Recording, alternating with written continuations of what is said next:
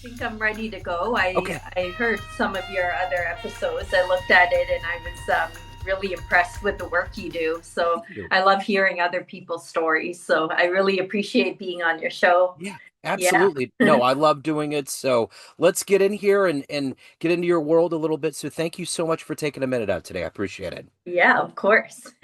So let's begin. As you probably know, my first question is always the COVID question. It was such a big deal for us. How did you get through that COVID era, and how has it changed the way that you do your work today and live? Yeah, that's a great question, Joe, because, around the time that the pandemic hit, I was hit with a health scare and was at the top of my corporate career, thinking that I had it all. I checked all the boxes of, what success looks like in a woman's life, raising a young family and being at the pinnacle of my career. But when I was hit with that health scare, it caused me to decide to reset my life and be brave enough to go on a healing journey and step down from that career and do complete overhaul of my life of moving out of the city and into a small town and really focusing in on my healing. And what my priority was to get my health back on track, to be around longer for my family. And I think during that year of the pandemic, when everybody was, uncertain, it was actually a breath of fresh air for me and reinvigorating because I was able to reinvent myself in a way that I've never done before. Didn't really have the tools to manage my anxiety before.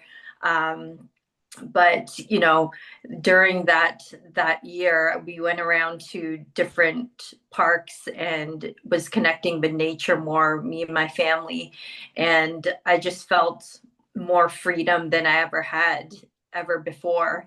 And then I deepened my spirituality and started going on a quest on what healing modalities would work for me. So that really involved connecting with nature again and writing my story of all the struggles I've been through.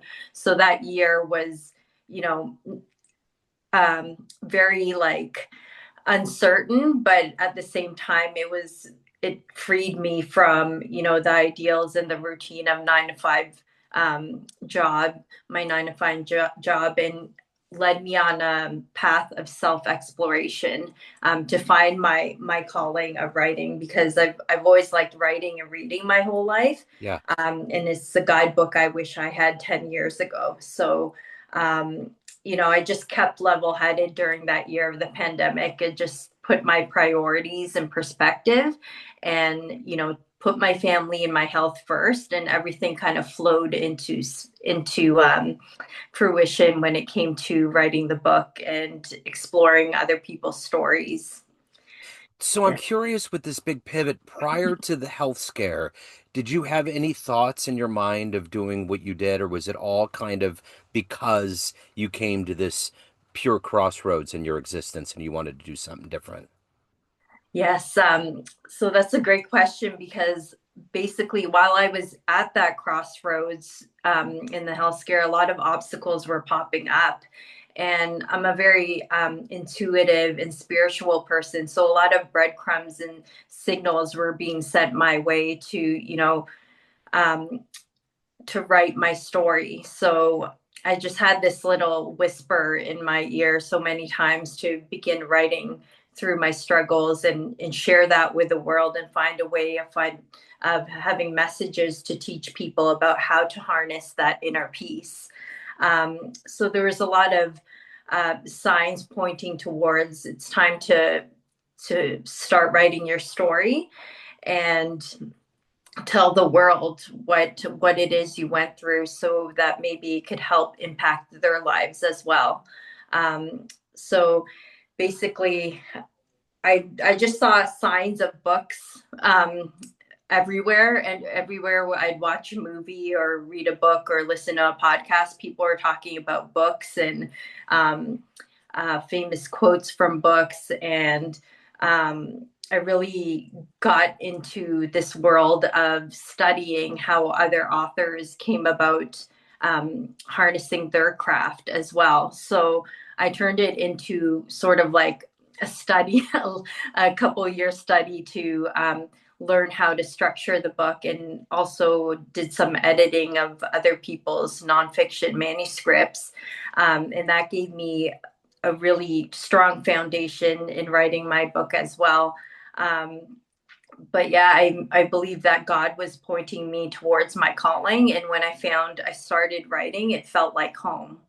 So that was my purpose. And I knew deep in my heart it was something that I'm meant to do for this lifetime now. And getting out of the corporate world and finding this purpose is is what I like to teach other people as well, to map out what it is they want for their lives, because we don't need to live in this ideal system of, a corporate job. You can be self-employed and do what you love for a living and make it work. So let me ask you this, along with writing, if you were to be put at career day in front of a bunch of kids and one of them wanted to know what you do for a living, how do you explain to them what your job is? Yes.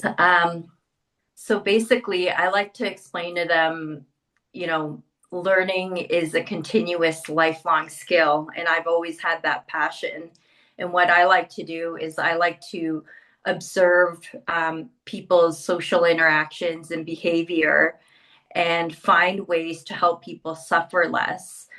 So I learn a lot from my own life lessons, but from other people's lessons, and I document how different strategies to help us live a more peaceful and joyous life, even though life can be complicated with, loss, anxiety, mental health issues, and also having identity crises and a lot of fear roaming around. We can really teach our younger generations that, we don't have to be controlled by our external circumstances. We can go within and find our peace within, connect with our higher spiritual source, universe, or God, whatever you believe in, and stay true to who you are. And I teach this through a foundation framework called the three elements of ease. And what those are is, the first one is changing your environment to promote your healing. So really look at your environment, see what's draining you, see what energizes you, and make adjustments in your routine to connect with nature more and adjust your environment. An example of that is, if you're not able to move out of a big city and into a small town that's more calm and peaceful, you can stay living where you are, but find a park or a body of water and connect with that throughout your week to give yourself a little bit of joy. um, so there's lots of different examples about that, but nature bathing was a huge part of that, and it helps with your healing, and to try to integrate that into your life more often.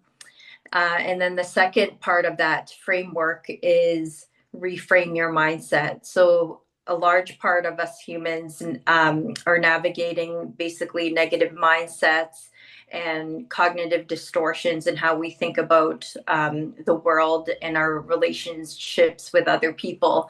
And if we have the wrong mindset, that can really have an effect on all aspects and avenues of our lives. So I teach people basically in the book how to reset your mindset, and have a better perspective on not only yourself and having self acceptance and love for yourself, but having acceptance and love for others. Um, and for the third framework, it's basically having compassion for yourself and others, because we all know that many of us suffer from not feeling good enough and having maybe low self esteem or low self confidence. And, a lot of us beat ourselves up for not being able to accomplish something or feeling like we failed about something. And I like to teach people that it's okay to be that way, because we're all human at the end of the day, and we need to have grace and compassion for ourselves and others. and, experiment with that, change your self-limiting beliefs about, what you were raised with. Say, for example, I used to think nobody likes me for so long, and that was a really kind of negative self dialogue I had with me for decades. And what I do is I incorporate this technique I call negative thought cancellation. And basically, when you have some sort of bad thought about yourself, you basically pinch your hand to create a pattern interrupt, and you choose a affirmation to replace that thought. And for me, it was basically, I am kind, I care about others, and I am loved. And so I would recite that over and over on a loop and picture a heart balloon eating up that old thought, and even write it down, because a lot of us aren't visual. And I highly recommend writing down this affirmation at least 5 to 10 times. And for me, when I did that consistently, I started to perceive myself differently and have more compassion for who I am. So I feel a lot more comfortable in my skin nowadays, but it's more to teach people that they don't have to live with these old narratives about themselves, and they can live at their highest potential. So when you were a kid, career day, what did you want to be when you grew up? What was your dream job? Okay, so when I was a kid, my dream job was, kind of fluctuated. It was actually, I was really interested in medicine, and I wanted to be a dermatologist. So it was that, but that was I had many dreams, and through my career span, I basically I tried careers in all avenues in all different industries, from advertising, marketing, healthcare, fundraising.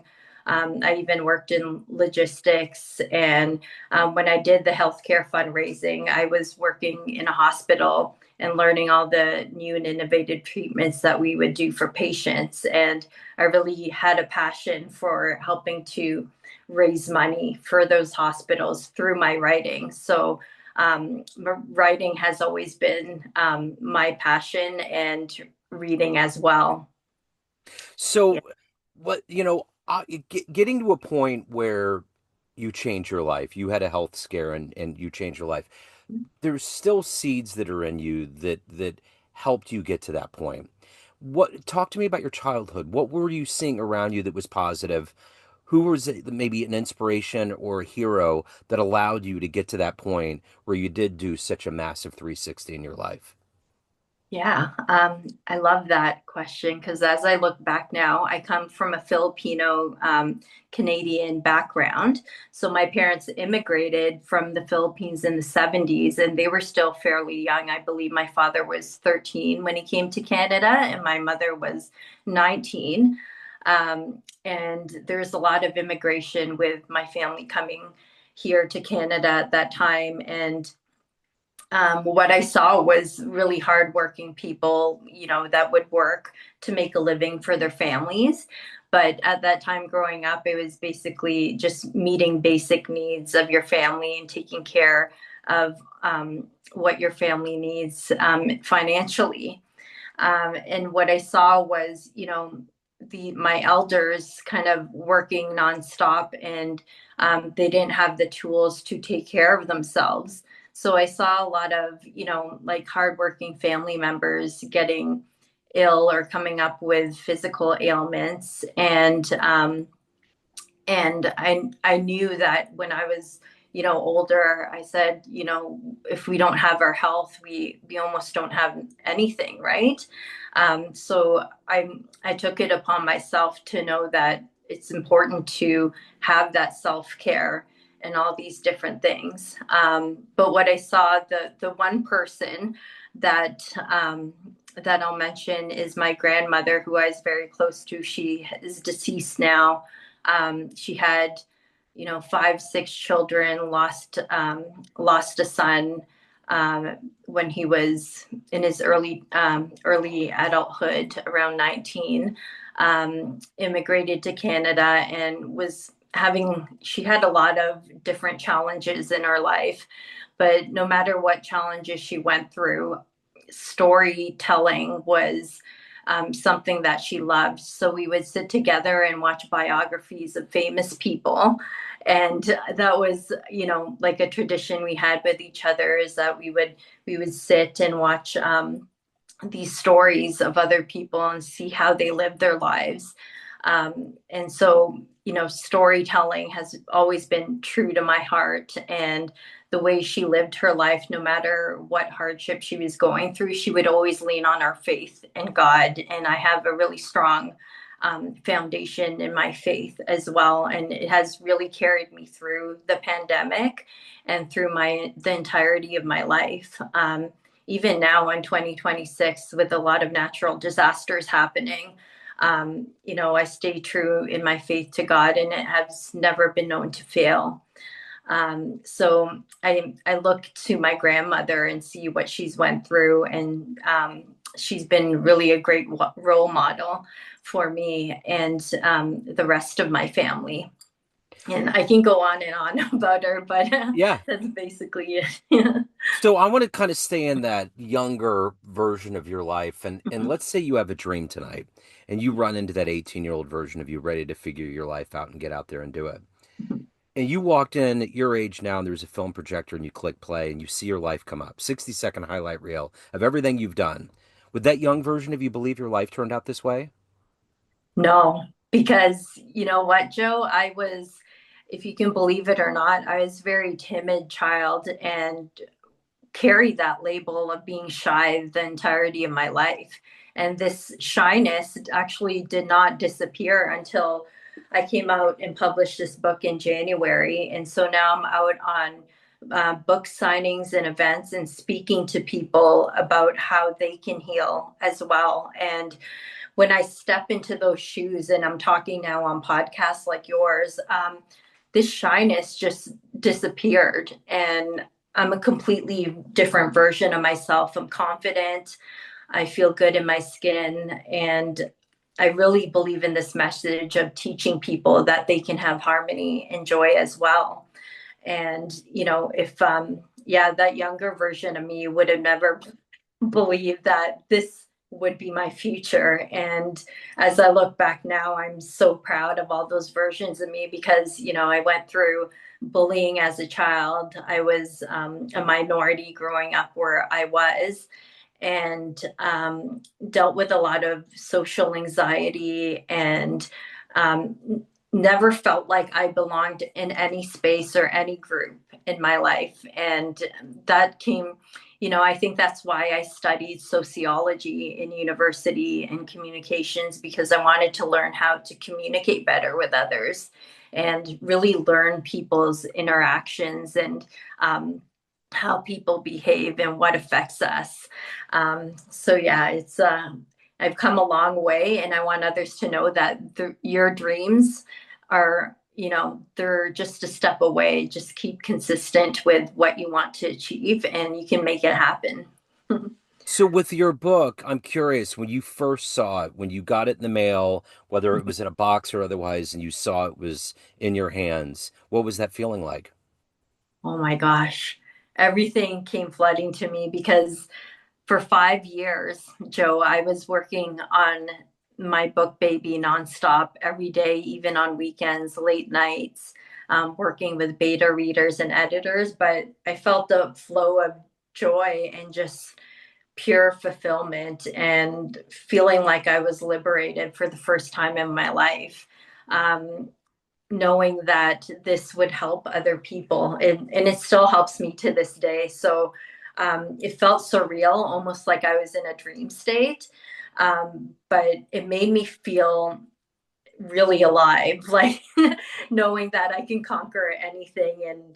And it was, like a dream come true to me. I was very thankful and started just thanking God for helping me to make it come to fruition, because it just goes to show that when you follow your calling, the universe and the law of attraction and God just puts everything in your favor to help everything line up. So let me ask you this. After all of these changes and everything that you've been through, at this point right now, everyone has this idea of who you are. You have different bubbles of persona, family, friends, everyone that gets your book, everyone that hires you, but ultimately you run the show. What's your perception of you? Who do you think you are? Yeah, I see myself as a calm person, and I'm very loving and caring, but very ambitious at the same time. And now, you know what? I just see myself as a new normal average human being, but I have the capacity to share with the world the wisdom and life lessons I've been through, to show people that they can overcome their various struggles as well. So I just, you know, I'm very, I feel very accomplished in that way that, I'm being of service to others. And, I'm not this shy little girl anymore that is hiding in her shell. I'm getting out there to find a way to help people realize that you can change your mindset and your perception about yourself and others. And we don't have to live with the expectation of others. We can basically, I came to a point where I stopped caring about the opinions of others. So I feel like I'm living a self actualized life where I'm very aware and I'm staying grounded and true to myself because um, peace and harmony. Without it, within life could be difficult. So I try to find little glimmers throughout my day to connect with that harmony again and show others that they can too. So, in America, there's so many things that have kind of gotten weird over the last few years, especially with immigration. And I'm curious, coming from a successful family of immigrating to Canada, how do you remain hopeful when you see what's going on here? Does this affect you at all when you see what's going on? How does that affect the way that you see humanity and your mission? Yes, Joe, it's unfortunate all that stuff is going on right now, and it really breaks my heart that immigrants are being affected in this way. Um, and I care about what these people are going through because had it been 40, 50 years ago, um, my family wouldn't have the chance to come here and create a happy and great life in North America, right? In Canada. Um, so basically what I like to do myself and I like to encourage others to do is sometimes we need to tune out that noise. And the external circumstances sometimes are out of our control. But what all I could do is rely on my faith to pray for the people that are affected by that and have hope in humanity that, there's good people out there that can help one another through these tough times. And that's basically how I live my life is to have that sense of optimism and knowing that we can unite and help one another through these uncertain and tough times. So, if anybody wants to get a copy of Life Hacks for Healing and Harmony or get into Tara's Sweet Awakening, anything else, all the good work that you're doing, where's the best place to go? Yes, so you can get a hold of my book, Life Hacks for Healing and Harmony, at in any Amazon marketplace, basically. It could also be found on barnesandnoble.com, Books a Million, and books.org. And in Canada, it could be found at the Indigo stores. But basically, if you're looking for it in a local store and it's not there, you can give them my name, Tara Mae Temple, and just the title of the book, and they'll order it for you. And yeah, it's very helpful. There's a lot of writing exercises in there that could help people process what they're going through. Okay.